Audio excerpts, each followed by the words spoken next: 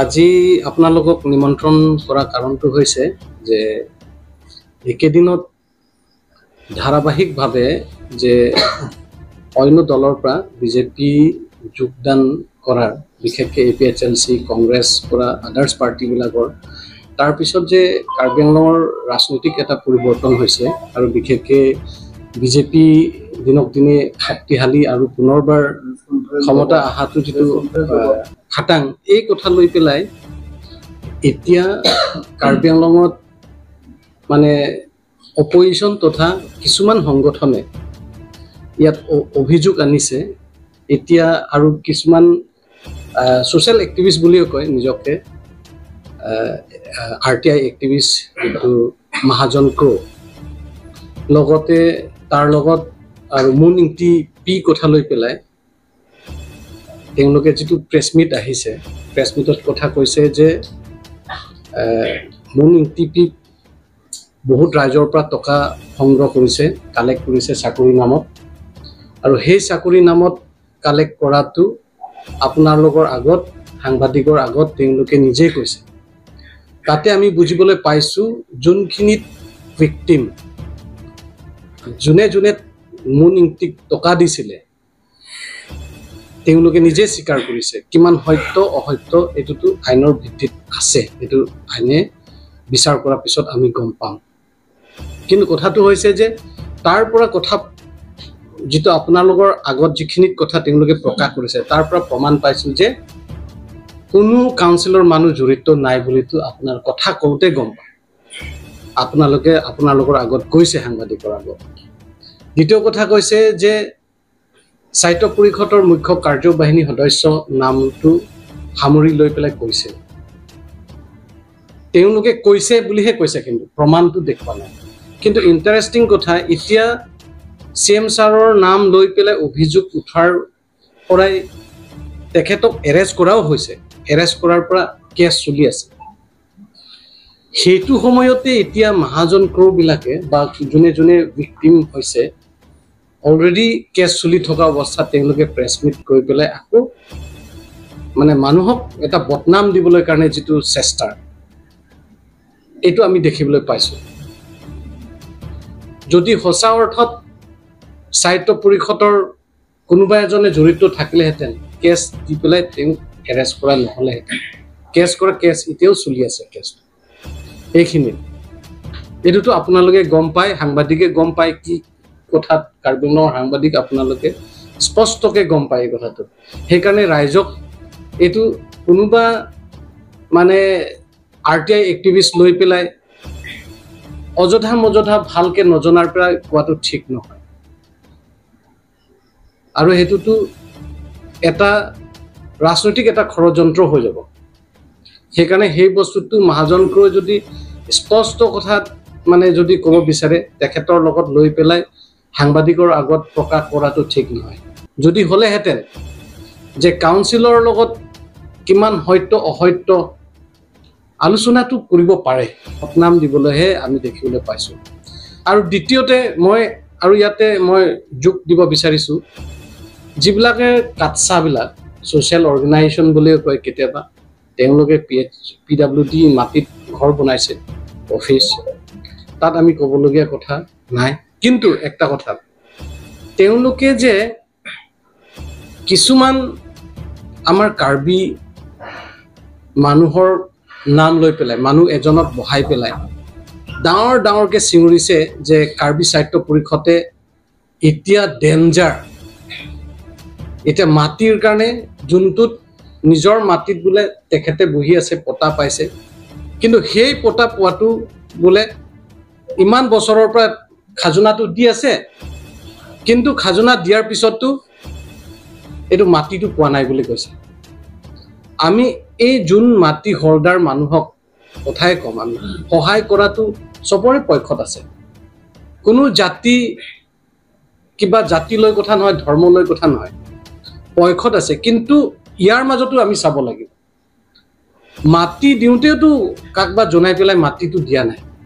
হয় সাহিত্য পৰিষদৰ জনাই পেলাই যদি দিছে এটো বেলেগ কথা কিন্তু এটা কথা বস্তু স্পষ্ট কৰিব লাগে যে বস্তুটো কাটছা জাগাত গৈ পেলাই আলোচনা কৰিলে যে এই মাটি পতা কথাটো মানে সমাধান হ'ব নে কাৰ্বি সাহিত্য পৰিষদৰ জাগাত গৈ পেলাই কাউন্সিলত ৰেভিনিউ ডিপাৰ্টমেণ্টত বা কোনোবা আমাৰ CM ছাৰৰ পৰা আদি কৰি টিম কাৰ্বি আংলঙৰ লগত সাহিত্য পৰিষদৰ লগত আলাপ আলোচনা কৰি পেলাইহে সমাধান হ'ব এতিয়া আমি দেখিছো কাটছাই যিমান চিঙুৰিছে এইটোতো কোনো যুক্তিৰ কথা নহয় মানুহক বদনাম কৰাই হৈছে যে কাউন্সিলৰ মানুহ কাউন্সিলে তো অৰ্ডাৰ দিয়া নাই যে মানুহ আপুনি আমুকক লিষ্ট দিয়ক আমুকক আপুনি মাটি দিয়ক বুলি তো কাউন্সিলে তো কোৱা নাই বা হি তেতিয়াৰ পৰা আজি 25 বছৰৰ পৰা বুলি কৈছে 30-25 বছৰ বুলি কৈছে তাৰ মানে হি যেতিয়ালৈকে আজি 25-30 বছৰ হলেতো ইতে হিসাব কৰক ইতে 11 বছৰ হৈছে আমাৰ CM ডক্টৰ তুলিৰাম ৰংহাঙৰ নেতৃত্ব কাৰ্বি সাহিত্য পৰিষদৰ CM তো তেতিয়া সময়ৰ পৰা এতিয়ালৈকে তেখেতৰ ওপৰতটো এটা কিবা যিকোনো সমস্যাই নাথাকক সহায় কৰিবলৈ হলেওতো কাটছা জাগাত গৈ পেলাই যদি সহায় কৰিব এতিয়াতো মানুহক বদনাম দিয়াই হ'ল সাহিত্য পৰিষদৰ একো কৰা নাই বুলি কৈছে তেখেতে কৈছে এডুকেশ্যনৰ ক্ষেত্ৰতো একো ডেভেলপমেন্ট নাই বুলিও কৈছে মানে যি মুখত পৰা আহিছে যিখিনি কাৰ্বি আংলঙত এতিয়া মানে একো হোৱা নাই এনেকৈ এটা ব্লেম সাহিত্য পৰিষদৰ বা বিশেষকে বিজেপি চৰকাৰক ব্লেম দিব বিচাৰিছে আমি এটা তেখেতকো আমি ক'ব লাগিব তেখেতে কাৰ্বি আংলঙত তেখেতৰ ওপৰতো ইনকুৱাৰী কৰিব লাগিব বুলি আমি ক'ব বিচাৰো আজি তেখেতে যদি কাৰ্বি সাহিত্য পৰিষদৰ ইমানখিনি কাম কৰা নাই একো দেখা নাই যিমানখিনি ডাঙৰ বিল্ডিং ইনষ্টিটিউচন হৈ আছে এডুকেশ্যনৰ ক্ষেত্ৰত সি যদি এটা বস্তু যদি নেদেখায় তেতিয়াহ'লে সিটো এটা ৰাজনৈতিক দলো নহয় মাহে বোলে যোগদান মানে বিজেপি লগত জয়েন কৰা প্ৰগ্ৰামহে কৰি আছে বুলি কৈছে এইটো পলিটিকেল পাৰ্টি হয় এইটো হিহঁতৰ নিচিনা NGO 10 জন 20 জন নিচিনা তেনেকা প্ৰেছ মিট বহিব যোনবিলাক প্ৰেছ মিট আছে ইমানে মেম্বাৰ এনেকাটো নহয় এইটো ৰাজনৈতিক পাৰ্টি হয় এইটো কোনোবা বিজেপি প্ৰতি ভাল পাইছে বিজেপি প্ৰতি ভাল পাই পেলাই আহা তেওঁলোকক আমি আদৰণি জনোৱাটো পাৰ্টি এটা আদৰ্শ বিজেপি পাৰ্টিৰ ওপৰত এতিয়া মানুহবিলাকে জয়েন কৰি আছে আৰু আহি আছে এটো আহিবলৈ দিয়ক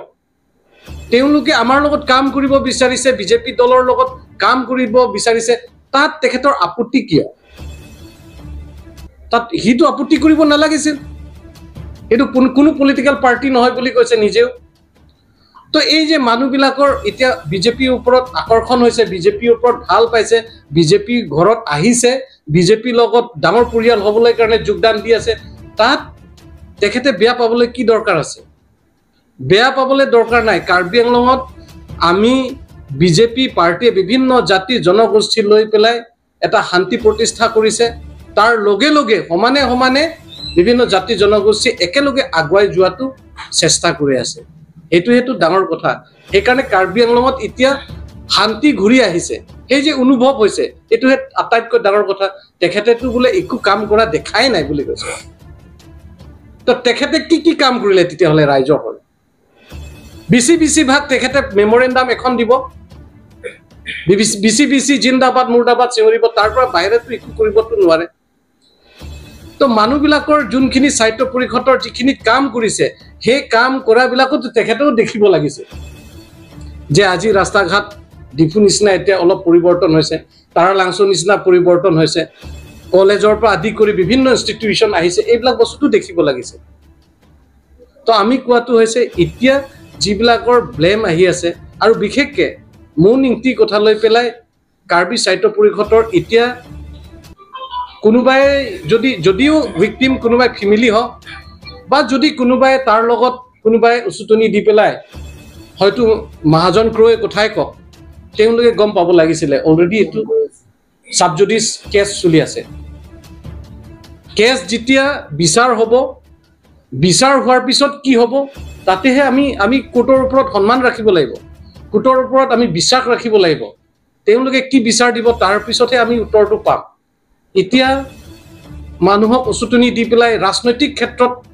মানে কোনোবা কাকবা ব্লেম দিবলৈ কাৰণে সময় নহয় বুলি আমি ক'ব বিচাৰিছো সেইকাৰণে এইবিলাক মানে ভিত্তিহীন কথা এইবিলাক মানে মানুহক মানে বদনাম কৰাটো বন্ধ কৰিব লাগে আমাৰ ফালৰ পৰা এইটোৱে ক'ব বিচাৰিছোঁ সেইকাৰণে মোৰ